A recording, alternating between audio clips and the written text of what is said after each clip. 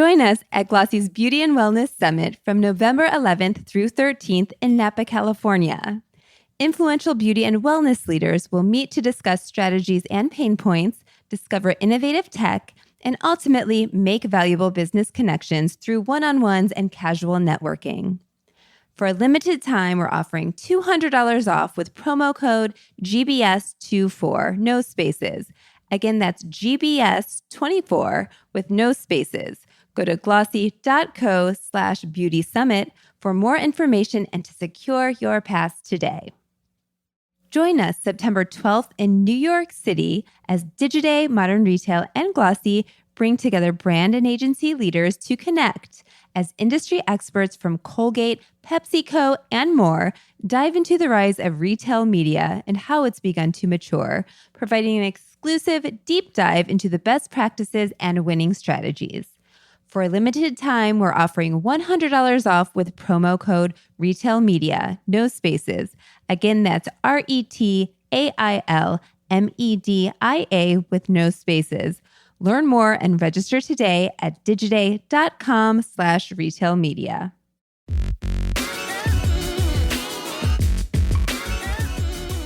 Hello and welcome to the Glossy Podcast. I'm your host for this week, Zofia Zwieglinska, international reporter for Glossy. Today, I'm joined by Lucy Aylen, the founder of Never Fully Dressed, a UK fashion brand that is capturing hearts with its bold designs. We'll explore how Lucy is leading the brand's expansion into the US market and the key role that building a strong, positive staff culture has played in the brand's growth. I'd love to hear a little bit more about, what inspired you to launch the brand and how has the brand kind of evolved since its inception? So I think I talk about brand not crazily articulate, but in a much different way to how I did when I started. I didn't start out to make a brand. I didn't start out to set up a business. I think I only identified as an entrepreneur a few years ago, I suppose, when it started to become a bit trendy that female entrepreneurs were a thing and people wanted to talk to you, which is a shame, actually, because when I was speaking to my mum recently, I'm like, oh, actually, my mum was an entrepreneur. Do you know what I mean? Like, she had a business as a woman, but it wasn't a thing. You just cracked on and that's what you did. So when I set out, I was a failed actress, always creative, and I was at home, living at home, and my mum was like, you need a job, basically. So that's why I started doing the markets. I started making things and I started to sell them. Still never really with there was no social media at the time, and I wasn't aware. I didn't come from, I suppose, if I had a really good friend, his parents were more in publishing, so you were aware of brand and media. That wasn't my world. We were like working class, so you just graft. That's what I was taught. And then that grew, and then social media happened. So then I was, okay, actually you can reach this creative space, really community focused, kind of the origins of what social media was about. I think real collaboration, creativity, communication, all of those words. And that's where I started seeing that community build. Meanwhile, alongside that as well, I was doing the markets at the time. So that was my community. I think so the veins and the truth of the brand now was still very present then, even though I was unaware, which I think is what makes a truth and a brand as honest, and it gives it that longevity when something is there before buzzwords become a thing or before you're aware of that strategy piece. I think that's what that through line has been constant because it has been truthful. So yeah, community was there. I suppose the styling, our integration with our customer. Do you know what I mean? So community because it can be quite lonely being an entrepreneur, but community for me from other traders and other people who were starting businesses. So they were your colleagues, even though they weren't in your business, but then also the community from the consumer, and where I think so much of society and culture is built on that interaction. I'm going on tangent, I know, but I don't know, being from the UK, if you're aware of like Pearly Kings and Queens, they're a charity focus, but again, like from the markets, and it was just a barrow boy, which again, for the US listeners, is just someone that comes and helps you pitch up and set your stalls. he saw people in need and then rallied round with the other traders for some money to help people out whenever they need. We're actually weirdly working with them next year now. We're designing with them, but so that real community focus from there, I think a bit of a working class thing. I think where you borrow a cup of sugar and you help and stuff, that was there. And I think maybe we got a little bit lost along the way when I'm learning and growing, but I think our structure as a business now has really brought it back to what I believe in, what the type of business that I want to create, how I want to support our staff. And again, I think it strengthens our message as a brand. And I think that rings true the way it comes through, and that's the message we want to spread. Yeah, of Don't know if course. that answers the question. Oh, no, definitely. I mean, starting out in markets is a very unique way of doing it. I don't think that there's many brands today which have such a kind of root connection with their customers, especially in the UK. Like, markets are, the kind of the center of the town. Like, it happens every week. Everyone comes together. You don't see that many brands coming from those environments now. No, well, I think less so now because you've got social media, which is amazing. That is the birth of the bedroom business. So you can start it in your attic.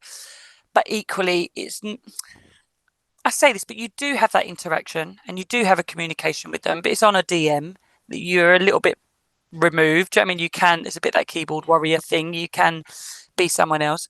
When you're standing in front of a customer serving them, there's an immediacy, there's an energy that is exchanged. And I think even now, like, our staff have to do a day in the shop, like within their rota. Like, it's really unique, and I think a really great teaching and just great about people. I think it's how you build those engagements.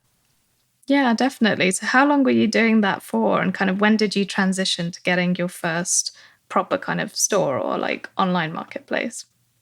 I'd say I did it for about 5 years and a little bit on and off, so that and then it kind of moved into the pop-up culture as well. So I'd do the market when I could, or I'd travel about. I'd go and pop to New York and do a few markets, or pop to a friend used to model for me and she was living in Australia. I'd pop there and I'd do the markets there. I just think when you've got that in your blood, it's a bit of an old, I'm reading Billy Connolly at the minute, in The Rambling Man, Billy Connolly's Rambling Man, his book, just about that. I think when you've got that traveller in you and you've just got an exchange of skills. Maybe I'm a bit of a hippie. Do you know what I mean? Like, no money, you can just exchange. I think when you've got that in your blood, you have it. So I could travel anywhere and sell something or make something. Probably a dying thing. So we were doing the markets, I'd say, for about 5 years. I'd still do them, but they stopped. That's a lie, sorry. We do Spitalfields now once a month with our Pre-Loved initiative. So there we sell secondhand, never fully dressed, and samples. So we have no wastage in our process. But at the time where my time and the market needed to generate more money, it wasn't really worth my time in how I was structuring, when there was probably just me and someone else in the business. Do you know what I mean? I couldn't justify doing it anymore. But now we do it again now, but with a different intention. Now it is community focus, and I say our sustainability program. So we do it with a different focus. So I think you're lucky when you can build that business out. It enables you to do things that maybe 8 years ago I would have thought sounded a bit romantic, and because I'm from that graft background, you had to, and we've never had investment. It's always just been me. So we've had a really strict discipline to be profitable. Every time you put $1 in, you need to see X amount return. But I think we've built that structure now that the strategy is slightly different with how we invest. Yeah, of course. And Spitalfields is obviously a really massive market in London, and somewhere that a lot of kind of secondhand markets are now kind of going to. It seems like there's a big kind of opportunity there. And it's fun. Oh, yeah. It's fun. I think just maintaining the fun within what you do, I think is really key for success. Yeah. No, I mean, it's so nice to actually see brands present in places like that, and again, connecting back to those consumers in a very like basic way beyond like a store environment. But that doesn't hamper you from opening stores. I know that you've opened, the New York location, and now the LA one too. So tell me a little bit more about, what it is like opening stores as a UK brand over in the US. fun. Again, and just I like any challenge. I think a little bit like what we were saying before about the markets for us, it's that customer engagement. It's an energy that you can't get from a keyboard interaction. So as we're growing in the US, it just seems natural to make sure that is at the foundation of how we grow. So we started with New York. It's probably the nearest for us to get to, and the opportunity just worked. I do believe in when things aligned. I mean, we were doing a pop-up there, so we started with pop-ups. They were successful. The New York one, I think the most recent New York one was our most successful we've done, and that was about 6 months before we opened the permanent store, and it was in the exact store where our permanent store is now. And I was just like, this just feels right. Like it's quite unique. New York has a little bit of that London feel. The shoppers walk around. Do you know what I mean? Completely different to LA. LA is destination shopping. You drive to somewhere. So that was something to adjust, I think, with the approach. LA is different. But yeah, New York's a tree-lined store, really good neighbours, just a good community. I think that's kind of a common theme in what we look for. But that felt right. And luckily, the landlord was just about to put it up for long-term tenancy. And we made that work. But I think it's just key for us. So those core values of the business have to be present in every stage of growth or every project we do. So we always make sure we come back to that, and community engagement is one of those. So that was natural in the US expansion. Yeah, of course. And did you do anything specific to kind of engage that local community in the US, like especially with the New York store after the pop-up? In New York, we do a lot of charity work in the UK. And again, that's really close to our heart, something that we believe in. So we work with Girls Inc. in New York. Again, as soon as we can, when things feel right. I don't think it's good to force anything or do anything, not greenwashing, what's the equivalent just in a business term, but social washing. Yeah, social washing. Yeah. So yeah, we work with Girls Inc. there, and it just felt natural. And then when the time's right in LA, just to anchor the roots within the community, we will find a charity to connect and support there as well, and help where we can. So I suppose it was just key that we kept that in that approach. Yeah, of course. And obviously, opening the store in LA was a little bit of a further venture for you guys. Why did you choose LA, and what do you think that you'll gain from the customers there? I do, weirdly, how you asked the question for me, and again, maybe it sounds a bit romantic, but it's how we serve the customer there. Yeah. I think that's I do believe it's a full circle, but rather than what do you gain, what do you give? And I believe that energy comes round. But for me, it just anchors our Cuddles, the US for us. So where we're seeing organic growth, and then a little bit more of a strategic approach as well. I think it anchors our intention in it as a territory, and then we can look at cross-country activation, which I suppose leads to the more wholesale partner setup. Do you know what I mean? That's a little bit more cross-country. And I suppose they're two major tourist states as well. We get a lot of tourists that might go to New York that don't come to London, or that shop, and they get to experience it in person. They might not be from New York. So that's probably 50-50 as well in both states, both stores. Yeah, of course. And tell me a bit more about the product, because obviously we haven't touched on that yet. Did you do something special for the US customers? Are you kind of looking at editing some of those product bits? And how would you, I guess, define the product mix that you have right now? Few questions in there. So yeah, the product for us is, when I say colourful, to me, it's not necessarily wearing a head-to-toe rainbow. Colourful, that kind of adjective to me is more of an energy. So it's how someone feels, how infectious that is. And I think women and people are amazing. So our job is for someone to realise that. So whether it's in the store or they get it delivered online. But if we're talking store, for our customer service or sales associates in there to unlock that in someone, I think is really special, and why I think the stores are such a focus, because that's something that you can lose just on e-com. So and you see it when people come out the changing room and they feel that confidence in them, I think is beautiful to see, and then they can just go and smash whatever they're doing in that outfit. I used to kind of downplay a little bit what we did, like making clothes, but I actually think it can unlock something in someone, or it can be so much more for that person. So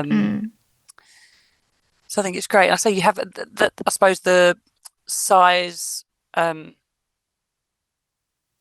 range inclusivity, size range is key for us, and has been really special to bring to physical retail space in the US. I think people do that on e-commerce, but I think it's been my experience that it's not represented physically so much in stores out there. So you have, it's beautiful to see. I say on the shop floor in New York, you have women in tears of, I've always taken for granted that I could go shopping for my 16th birthday, do you know what I mean, with your friends for a birthday outfit, but if you are over a size probably 12 back in the day, like they wouldn't have had that. So really ignorant of me, do you know what I mean, like to completely, I've taken that for granted. So and even now that it's still not a thing physically to be able to do, I feel really honoured to be a part of that, and I'm proud to stand for that in the physical stores out there. Yeah, of course. You're right. Like size inclusivity in stores is harder to do. There's not as many models out with a range of sizes. I think customers really do end up responding really well to just seeing the kind of range that you have. Do you find that you see that a lot in the US, that you'd get people looking for more extended sizing as well? Yeah, that's a big part of our demographic in our New York store. I know we've been there longer, so I've got more reporting and stuff on it. But we do sell larger sizes proportionally, do you know what I mean, really well compared to our UK store. Yeah, of course. But I think because it is such a rarity. Yeah, in the definitely. city. Exactly. Yeah. It's just that like the store experience is just lacking those extended sizing. And it's interesting to see how D2C brands are kind of transitioning to offering that, because they know that what's happening online is converting to, what's happening in stores as well. And I know that you brought up wholesale before, and I guess the uniqueness of store associates and kind of how they work with customers to unlock themselves. What does that look like on the wholesale side? Because obviously you lose some of that control a little bit. So how do you kind of put that across? You do. And that's something that we've launched recently with Revolve and Newly, so D2C retail, and then that was our first venture into rental. We've been approached quite a bit, but actually in the US that's our first big venture into it. And both of them have bought into extended sizing, which hasn't always been the case. And it's tough to balance. Say whoever, do you know what I mean, an amazing partner that you would be on your hit list would want to stock you, but hey, they only want to stock these sizes. That's a bit of a battle of where you would stand. But luckily, I say with both of those, they have really bought into that full size range, because you want the brand to be represented and seen for what it truly is. But I say both of those are online, and then we're launching with Dillard's, which again is a different approach, but that's that in-store piece cross country, I think, in those more middle states. So hopefully the mix of those partners, they're all slightly different and do a bit of a different job, I think should be within that little cuddle that we're doing in New York and LA. Yeah, of course. I mean, it's a very wide market to come for compared to the UK. I know that, starting out kind of London, some of the other places in the UK might be easier to get a hold of than the massive kind of US market and all of the different pockets inside of it. With Dillard's, is there anything that you do to kind of focus on that kind of customer aspect for them? Or, how is that going to go? Because I'm assuming that partnership hasn't started yet. No, it's really new. So and they just work. They're so massive. They just work on even their own critical path and stuff that we're getting used to. So, they're launching in August with a smaller. Actually, it's in a couple of stores now, but smaller offering August, and then it will start to be a much bigger range. So we've got activity planned with them next spring, which will be more, whether it's a little road trip and so. Do you know what I mean? I'll be out there and we can do a bit more activation. So, which feels nice. It feels like a sustainable kind of program. Do you know what I mean? Of growth and activation and product offering and stuff. So hopefully that will feel manageable, how that will grow. Yeah, of course. And, you've got quite a strong brand identity in the UK. So how are you kind of planning on maintaining that in the US, where the brand is obviously newer and might have quite a few D2C brands to compete with? I think a little bit what I said at the beginning. I think if you maintain your truth and everything comes back to that, I think then that will filter down across staff, across our customer service, across our D2C, and partners. Sometimes I always think that growth is a bit slower. Like word of mouth is the best form of marketing you can have. It is slower, but equally it's more sustainable and more truthful. I suppose in turn, then it's about us hiring correctly, learning fast there as well. And maybe we've made mistakes in hiring out there. I think we've got that structure that feels right at the minute. And then again, it's very easy. Like before this, I just had trade in our office. It's very easy to chat across the office and everyone's on the same page. But there you've got a whole sea and time zones and completely different cultures to get your head round and try and get them together with, I say, the brand ethos and messaging as well. Because I say we speak the same language, but there are a few things that get lost in translation still. Do you know what I mean? So just making sure that we hire top level well, and so for then that can filter down. Yeah, of course. And I know that, it's challenging approaching a new market. So with those hiring strategies, is there anything that you're kind of looking for in particular that maybe is more specific for the US? In hiring? Yeah, for those top level positions. I mean, the first thing is just communication for me. I say we're very direct in our approach to stuff, in how I talk to people. We've not really got those airs and graces. We're not from a corporate background. So someone who understands structure and hard work, but communication. I remember when we interviewed our new manager in New York, and from 20 seconds, you're like, oh, sweet, I can talk to you, and this is really easy. I know that I can pick up the phone quick, or things just works easy. I'm like, sweet, you've got the job. Do you know what I mean? I think communication is so key. When you're so far away, you just need a trust. And I don't care if mistakes will always happen, if people do things wrong, whatever it is, but as long as you've got a trust between you, you can work through anything. Yeah. No, I absolutely get that. I think it's so important to build that up, and it's so much easier when you just get yourself. And in terms of kind of like surprising, I guess, or rewarding things that you've been thinking about, with the US expansion, is there anything that's happened that's been surprising for you when you've thought about that market? Surprising that's happened? Not really. There's things that we're still learning and hurdles. Do you know what I mean? But I don't think surprises. No, I think our growth has been quite. Again, I don't want to say slow. I think in the great. Do you know what I mean? But sustainably, and started organic. Then we invest small and let that grow. I don't believe in any kind of magic wand in business. I don't think, when you do this or when you make that hire or when this happens, everything falls into place. I believe in, again, working hard at all the little things and slowly they build. I think we made a bit of a shift. I'd say for me about 2 years ago, because we came out of COVID a different size business to what we went in. Then there was, I'd say, about a 2 year period where I was like, oh, well, Do you know what I mean? I've never managed that many people before. I think people thought of us as a different size business. You suddenly had people in your head being like, this is what your business is worth. You know, like a lot of e-com consumer businesses went crazy. I think I was maybe distracted, or just we had a good few learning situations.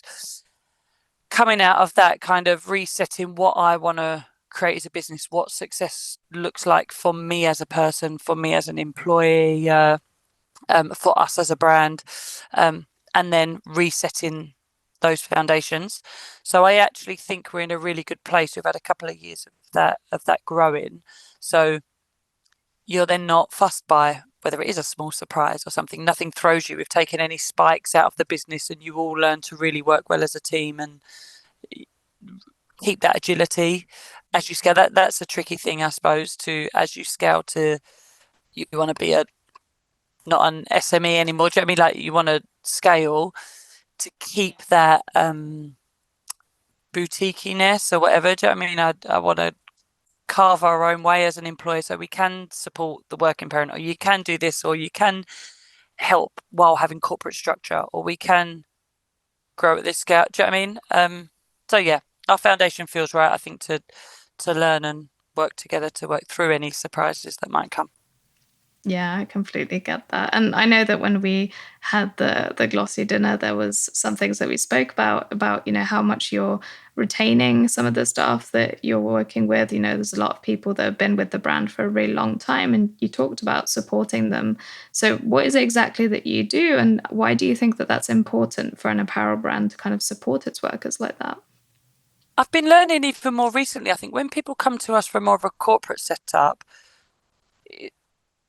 I don't want to say trauma sounds really intense, but I mean, like, people are quite affected. I think I'm learning how unique our culture is, that I say, like, a bit like what I touched on before, like, I don't care if you've made a mistake, like, you can come to me with any, cool, how do we work through that? Whereas if I was to find something out, or someone's been shady about something, then I'm bothered. Do you know what I mean? But you're in such a safe space that if I know that you're coming with good intention, then you're good. Do you know what I mean? There's no, from management, and I'm hoping this comes down, like, no complexity to that. There's no sides to how I would approach something. So I feel like everyone's on the same page, and I said to people, like, you're in a safe space here, and you can grow. Whatever ambition you come with, I will match. So equally, for a smallish business, you're very exposed. Do you know what I mean? So you can come, and if you bring it, like I just said, we will match you, and you can soar. Equally, if you think you can get away with something, or you can't hide, like, you're quite open. So yeah, it's quite a unique little setup, but very supportive. I think, like, if someone does something good, like, we love seeing that. It's amazing. Yeah. Are you a brand in the fashion or luxury industry? The Glossy Fashion and Luxury Awards provide the opportunity to recognize your company's work with categories including Sustainable Brand of the Year, Best Collaboration, Best Experiential Marketing Activation, and more. Don't miss the chance to be recognized alongside past winners from Good American, Skims, and Gucci. Learn more and start your entry at glossy.co/awards/fashion.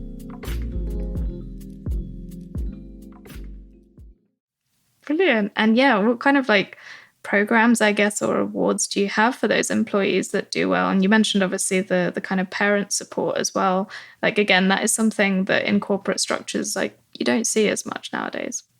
No, we do. I mean, we have our head of buying logs on at 4 a.m. one day. She does her little shift so people can manage their timetable, or whatever routine would work for them, to enable that. Especially now we've got like summer holidays, you call it, do you know what I mean, off school, that is a big juggle. So like I said, I think it was like when the whole working from home thing came about, like, if you've got to question whether a member of staff is trying to have you over, or trying to be flexible for a different reason, then you need to question what that dynamic is anyway.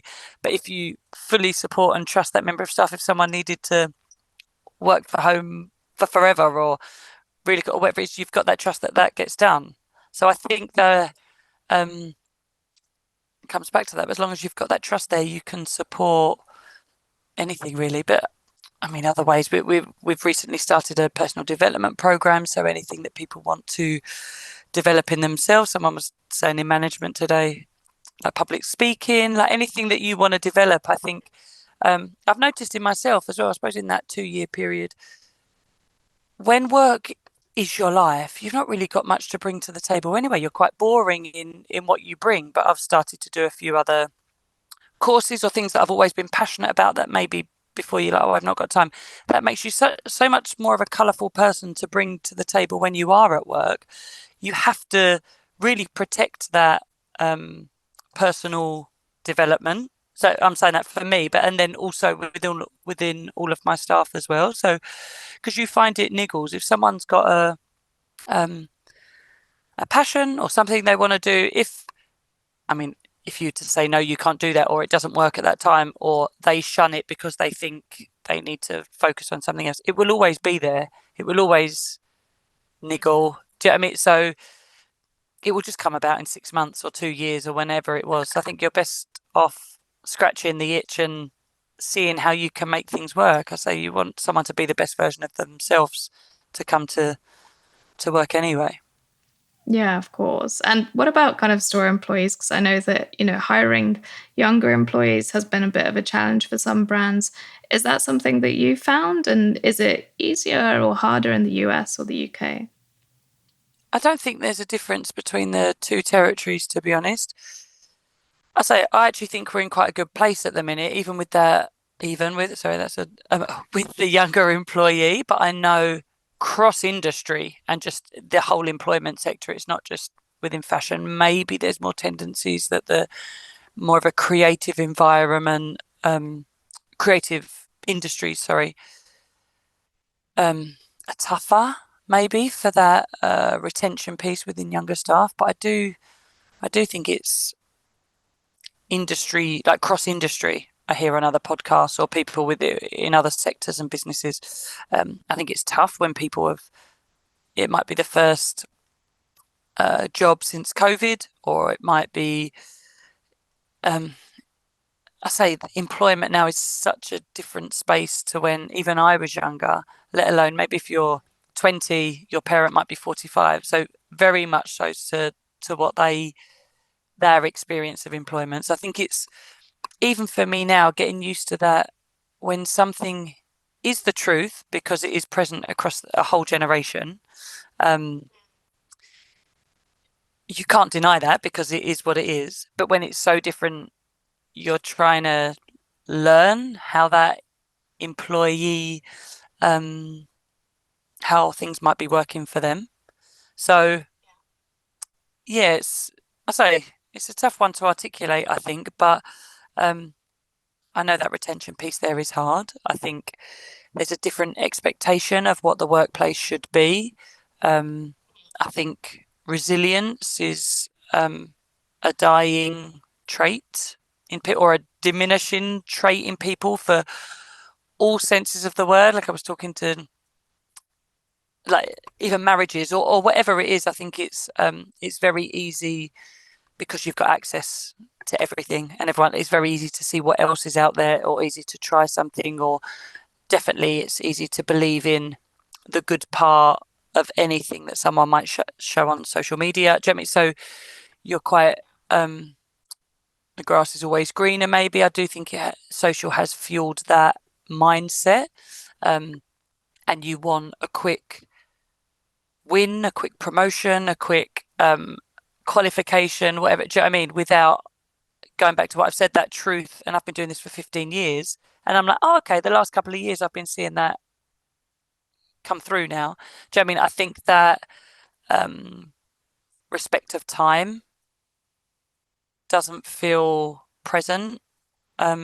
Maybe we're on a bit of a turn. I think the last 6 months, maybe I think there's a lot of anti-social media within kids, or do you know what I mean? I think there's a little bit of slowing down and maybe an appreciation of longer craft or processes and stuff. So we'll see what comes of it. Because I say, even for us as an employer, that shift has changed. I think we're fine with that retention piece in young staff at the minute. I think there was a bit of a weird space where people came out of COVID and it took a while to know what you want, or I don't know, work that out for us.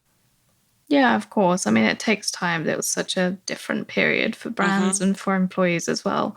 And, I know that going back to that social piece, so much of the brand is built upon that. And you mentioned, community multiple times there.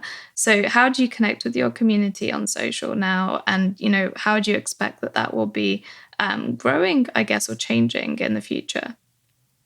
Again, we're very agile and we're approachable as a business. As something came to my attention recently, I'd go, okay, cool, let's get in touch with them and how can we support that? And it could be a one-off thing, or we could go, okay, a charity could come to our attention. And we tend to just support 3 charities for the year, but then every year that's reviewed, and actually maybe we've supported them, or a member of staff might suggest a new one that we want to support them and back.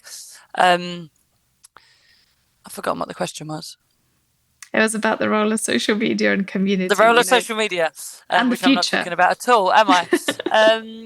The role of social media. But I suppose COVID highlighted how key our communication is with our community at that time. So we served them in other ways that wasn't necessarily through selling product. Do you know what I mean? How do we do a little craft thing for your kids, or how do we hold space for a conversation about a topic that people might want to talk about? So again, that was within current culture during COVID. Do you know what I mean? That was how you facilitate that. That's changed, I suppose. Now, actually, it got rained off, really unfortunately, classic British summer. But last month we were doing just a community wellness day. So that'd be for all of our local community to come and do yoga and hold space and listen to each other. So it can be in a massive way that we support. We did the charity this year for Tommy's, like a baby loss charity. So it could be a big thing that takes a year to train to, or it could be mentorship for, do you know what I mean? I'll do Zooms of people that wanting to start business. It can be the tiniest act of kindness, or that's such a big gesture. I think it can, they all work in that energy. Do you know what I mean? That we discussed before. So, and social media is your way of, that's your channel to the world. That's how you communicate that and how you can tell that story. Yeah, of course. And now with the US expansion piece, how is, I guess, social media changing there too? Like, is that something that you're leaning into? Like, there's different trends over there for sure. Yeah, definitely. Again, COVID kind of closed the world, made the world seem a bit smaller in a way. So luckily we've got that channel and that voice on social media that you can, even organically, not even within paid, but you can target and resonate with a crazy amount of countries and territories and cultures and stuff. So it's nice seeing the store staff more present on social, so then they can, it raises their voice and raises then the store's voice, the brand's voice, the individual's voice. Do you know what I mean? So when we're doing personal styling in there, you feel like you get to know everyone in that. Do you know what I mean? It feels like a community, even internally within Never Fully Dressed. So then that can spread. So hopefully we can mirror that in LA as well, and start getting more creative from the store and around that, so you can make their own little micro communities within that will spread. Yeah. And then we'll see. It just opens up doors. So when you want to do a pop-up, or say I'll go on the road or do something, you can tap into those little pockets. Yeah, definitely. I think that localization piece has really come up, and you don't see that many people actually transferring it to social media. Obviously, the store activations are a big thing, but as you said, like bringing those store associates online also helps connect with everyone as well, and gives you a bit of an insight as to what that's like in that particular location. looking ahead to next year, so 2025 and kind of beyond, what are your kind of key goals for the brand and how do you plan on achieving them? I suppose there's a few. One for me is, I say that personal growth, which I think would then, as the owner, founder, kind of everything of NFD, that used to worry me a little bit that if that's not there, I think that comes through with Never Fully Dressed. So that for me. And then really, I'm so excited for next year. We've just done sign off for spring, summer. And I think all of the hard work and those foundations that we've built, particularly over the last few years, from a design point of view, from the designers on that education of factories, fabric, product, inspiration, is now all coming and gives them the freedom to create so amazingly. Like next spring, summer is just amazing. It's insane. And I think we're getting better at that storytelling piece of conception, that integrity of that design process into product. The more every season, if more fabrics can be sustainably sourced, great. Do you know what I mean? We have that program set out, so less carbon footprint every season. Again, without greenwashing, we just try and do every season better. So next year, that's a big focus, like objectives for our team. I say all of that groundwork even within smaller teams, coming out and doing that better, being able to do what we do now, but hopefully next year we'll do it better. Whether it's, I say, the product we create or the staff benefits we can provide, or whatever it is. I think as long as we're trying our best and enjoying it and do that better. There's new product areas, all of those specifics. Yeah, of course, there's bigger, better, more like all of that comes. But I think and just protecting the growth so it's sustainable. Like still fashion industry is not a safe space. Like people just being like shut down left, right and centre. So I think that resilience piece, the fact that we're still about and we're growing and it feels exciting, I'm proud of. So I say protecting that and making sure that those foundations are strong. Yeah, of course. And is there kind of future expansion plans further out as well? Because obviously, that's UK, US. Where's the next flag going to be? Everywhere. We're looking for another store in the US. Yeah. We're looking more in the southern kind of state. I think our colour really resonates there. There's an energy that is fun. At Central London, we've been on the lookout for about 2 years. Still can't get the perfect thing. I think I'm too fussy. When you're from somewhere, I don't know, you just know it so granularly that I'm probably fussier about the right thing. But we've got really fun projects. I mean, in the UK, we've got a swap shop, like part of our circularity program in September. We've got an amazing thing to celebrate, our iconic boob t-shirt. I've seen Kendall Jenner wear it or whatever. That supports Mind, a mental health charity. We're working with our local Mind now, but we're doing a big fun thing at the end of this year for that. We had it before, like, rather than the boob, now there'll be saggy boobs, there'll be big boobs, there'll be one boob, there'll be someone who's had a single mastectomy, double mastectomy, like, so that whole celebration and empowerment piece there. So the new product areas that we launched this year, so gym, swim, nightwear, they're all being built out next year. Territories, so another store in the US, really looking to solidify it with those partners. Do you know what I mean? I think it's one thing launching with a new partner, but it's another thing to be 3 seasons deep with them and still having a program on how you're going to grow. So that's how we grow in. Yeah, it's fun. Lots and lots of things planned and so many kind of expansions to come. I think 2025 will be a big year for you guys in terms of that awareness piece. So very much looking forward to it. All right, well, I think that's everything for me, Lucy. Thank you so much for coming onto the podcast. It was a pleasure to have you. Thank you for having me. And thank you for listening to this episode of the Glossy Podcast. If you enjoyed it, please give us a rating and a review on Apple Podcasts, Spotify, wherever you're listening to this. It really helps us out a lot. Also, don't forget to subscribe to the Glossy Podcast to hear interviews with industry insiders every Wednesday and week in review episodes every Friday. And for even more coverage on the fashion industry, visit glossy.co.